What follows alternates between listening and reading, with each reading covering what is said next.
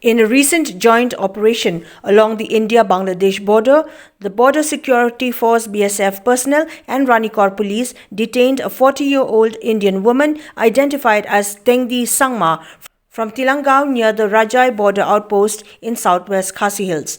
The arrest was made on suspicion of possessing counterfeit currency.